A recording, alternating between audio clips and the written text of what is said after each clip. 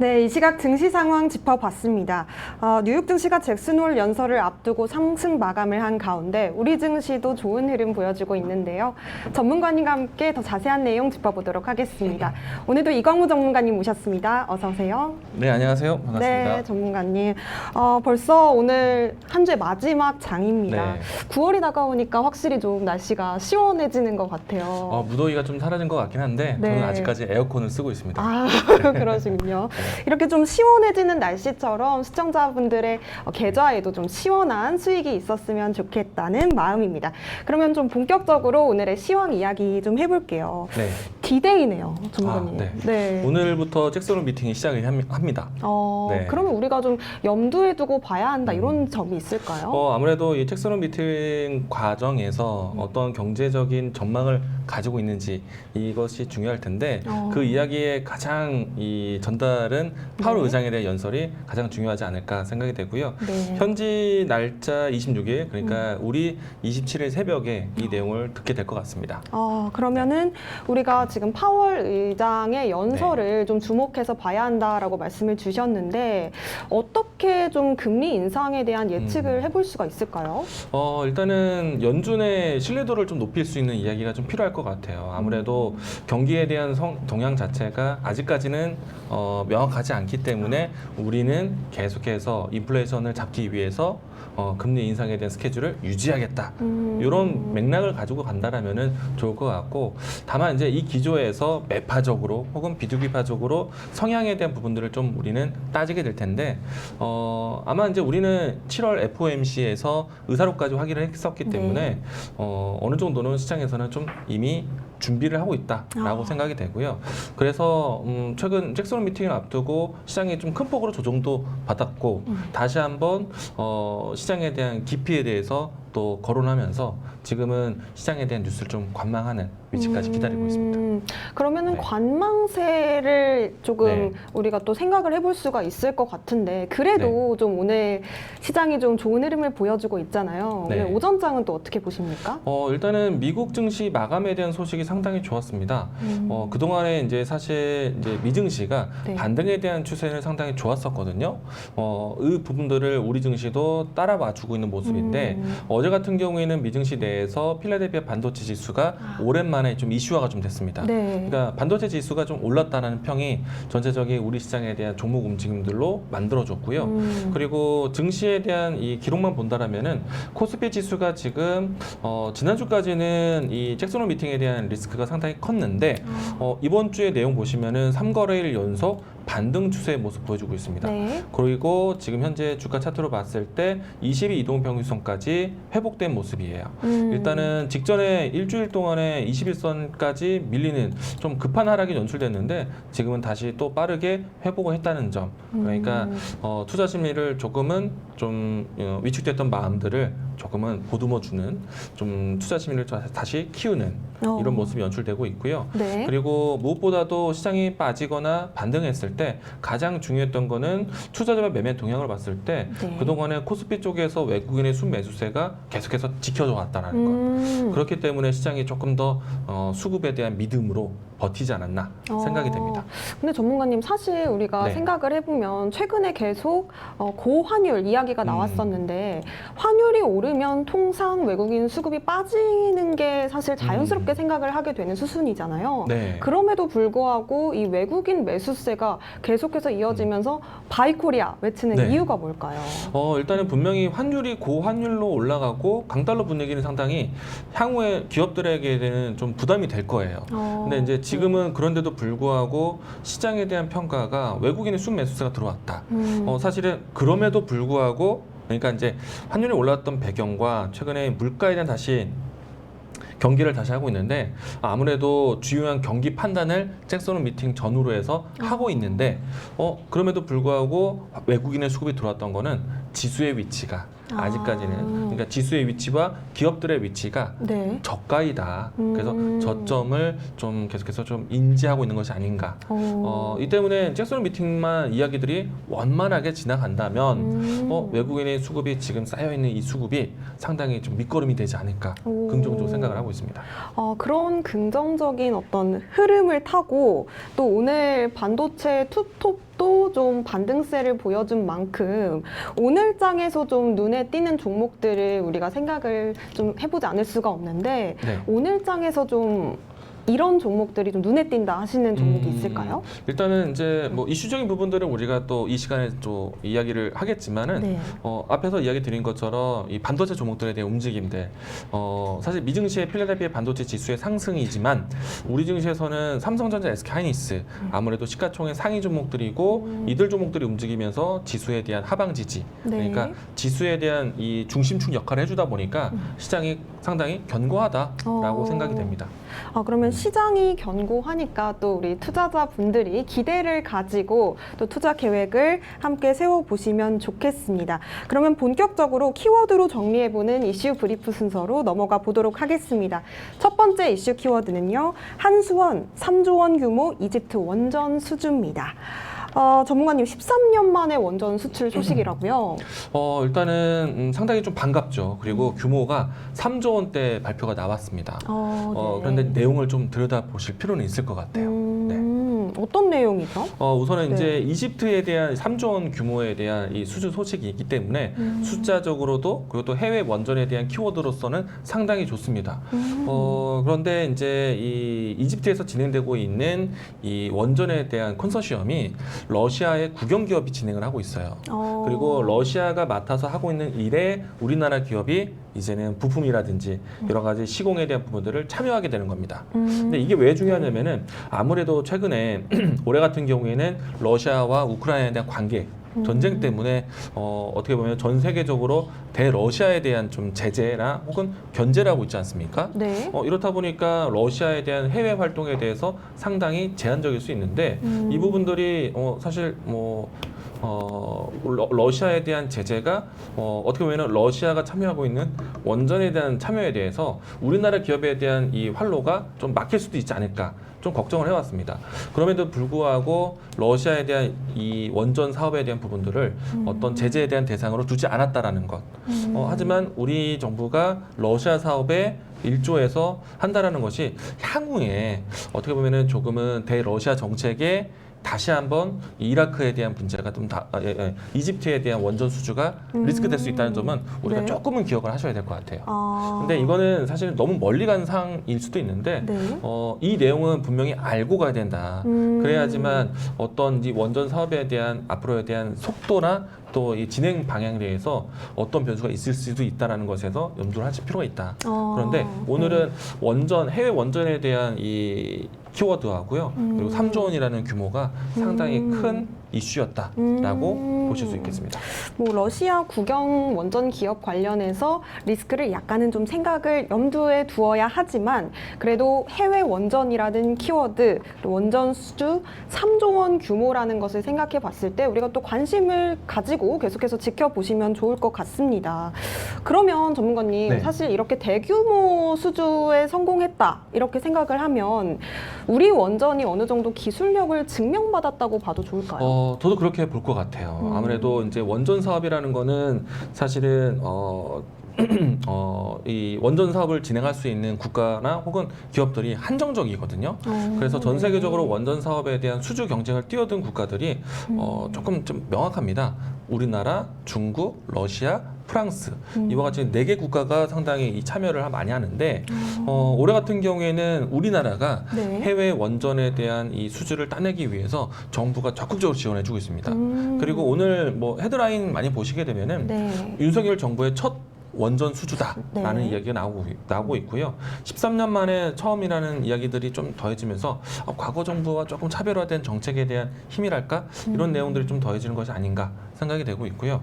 그리고 이 원전이라는 해외 원전을 위해서는요, 이 해외 원전 드림팀 아니면은 뭐 K 원전 뭐 이와 같은 키워드가 또 만들어지기도 합니다. 그렇기 때문에 네. 앞으로에 대한 해외 원전에 대한 연속적인 좀 기대감도 오늘부터 좀 시작되지 않을까 생각을 해봅니다. 정부의 지원이 좀 적극적으로 이루어지는 만큼 해외 원전에 대한 기대감, 또 이와 이어지는 또 시장에서의 종목들의 움직임까지 함께 살펴보시면 좋을 것 같습니다. 그러면 당연히 좀 네. 수혜를 받는 종목들도 있을 텐데 네. 어떤 종목들을 좀 생각해 보면 좋을까요? 우선은 이제 오늘 이집트 원전에 대한 이 시공 사업을 따낸 기업이 두산 에너빌리티가 있습니다. 그러면은 두산 에너빌리티에 대한 기술력에 대한 기대감, 그리고 두산 에너빌리티는 과거에 두산 중공업이라는 이 사명으로 해서 해외 원전에 대한 사업 경험이 있는 기업입니다. 그러면은 앞으로 우리나라가 정부가 지원해주면서 네. 해외 원전에 대한 수주를 따낸다라면은 두산 에너빌리티에 대한 영향력, 또 함께 더불어서 뭐 대우건설이나 현대건설 이와 같은 기업들도 향후에 좀 지켜볼 수도 있지 않을까 생각이 되고, 두산 에너빌리티가 사업을 진행하는 만큼 두산 에너빌리티와 연결되어 있는 협력사들 관심 있게 보셔야 될 거예요.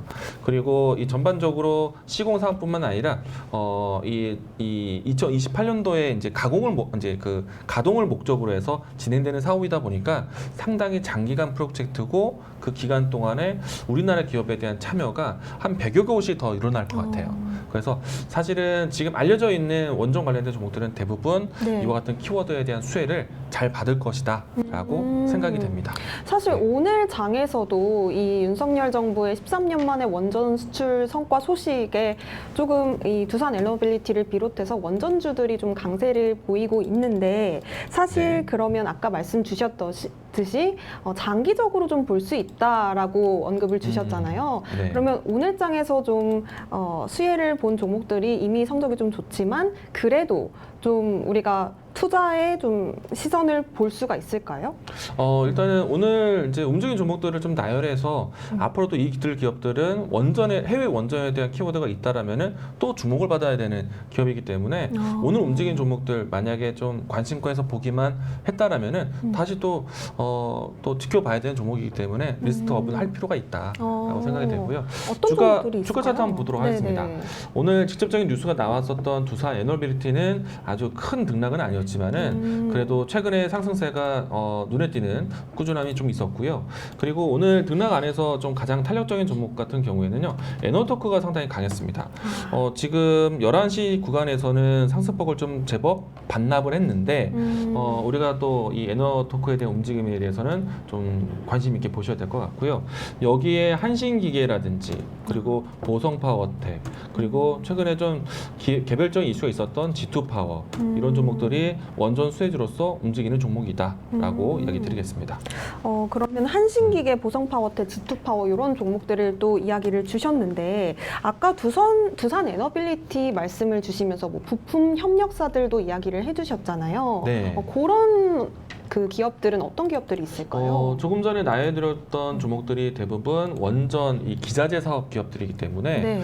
이들 기업들이 부품사다라고 보시면 좋을 것 같고, 뭐 흔히 이제 원전 테마로 움직였던 종목들, 사실 우리가 지난해에도 이 대선에 대한 과정 때문에 윤석열 후보의 정책 기대감으로 많이 움직였던 종목이기 때문에 다시 한번 이들 종목들을 챙겨볼 필요가 있겠다라고 이야기 드리겠습니다. 네. 그러면은 이번 이 이집트 수주를 계기로 해서 네. 앞으로 또 해외 원전 수주가 이어질지 또 기대를 해볼 수가 있을 것 같습니다. 네. 네. 우리가 이제 올 초에 이제 기대했었던 해외 원전에 대한 기대감이요. 체코하고요. 그리고 이집트를 가장 먼저 우선순위에서 기록했었거든요. 네. 일단은 체코도 지금 현재 본 입찰이 진행되고 있는 과정이기 때문에 체코발 이 모멘텀을 좀 기대할 수 있을 것 같고요. 그리고 깜짝 원전 사업이라고 좀 생각이 되는데 네. 폴란드의 원전 수주도 기대가 될 것 같습니다. 그리고 추가적으로 동남아시아 쪽에서의 원전 계획이 좀 진행되고 있다고 하니까 올해는 아니더라도 내년까지 해외 원전에 대한 모멘텀이 좀 연속되지 않을까 기대를 해볼 수 있을 것 같습니다. 네, 네. 체코와 폴란드뿐만 아니라 또 동남아까지 이 해외 원전 수주에 대한 기대감이 계속해서 이어지고 있는 만큼 이 모멘텀 주목해서 보시면 좋겠습니다. 그러면 두 번째 이슈 키워드로 넘어가 보겠습니다. 두 번째 이슈 키워드, 태양광 산업 업황 호조입니다. 전문가님, 요즘에 네. 태조 이방원이라고 엄청 맞습니다. 핫하다면서요. 태조 네. 이방원 뭡니까? 예전에 이제 태종 네. 세대 문단사에 이것만 외웠지 네. 태종 이방원이 다 이렇게 주인공이 될 줄 몰랐는데요. 태양광 태양광, 그리고 조선주, 2차 전지, 2차 전지, 방산주, 원전까지. 네. 그런데 네. 정말 신기한 게 이 공통점이 전문가님이 계속해서 키워드로 언급을 주셨던 그런 산업들이 딱 들어가 있더라고요. 네. 오늘 또 키워드 그리고 종목까지 기대를 한번 해보겠습니다. 네.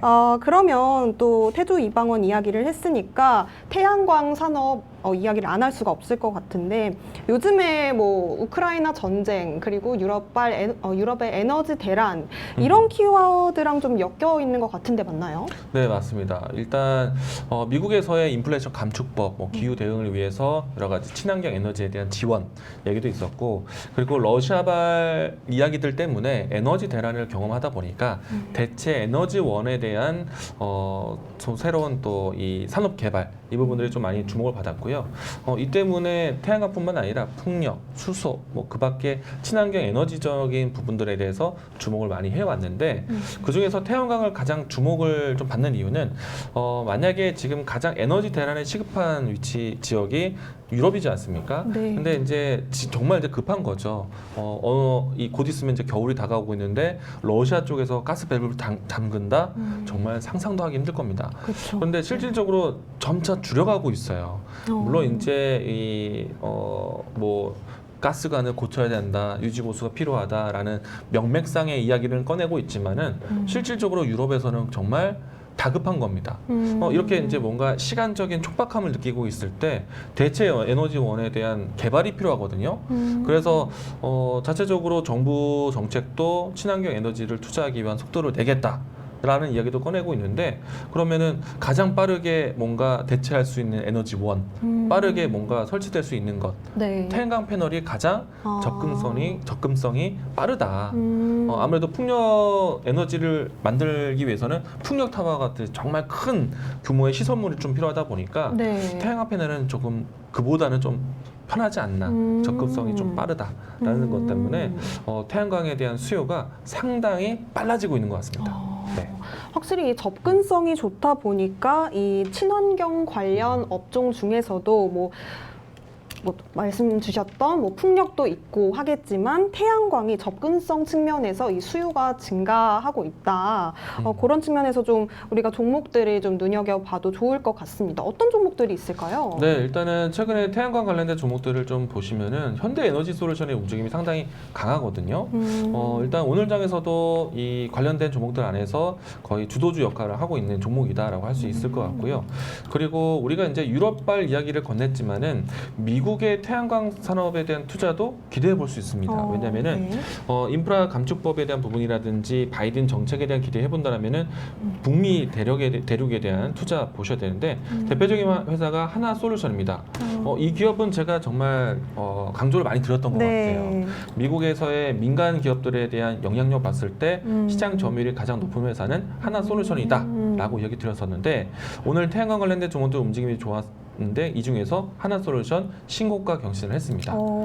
그리고 이제 다른 태양광 관련된 종목들도 볼 수 있는데 뭐 S에너지라든지 신성 ENG라든지 이와 같은 종목들도 함께 급등락을 보였습니다.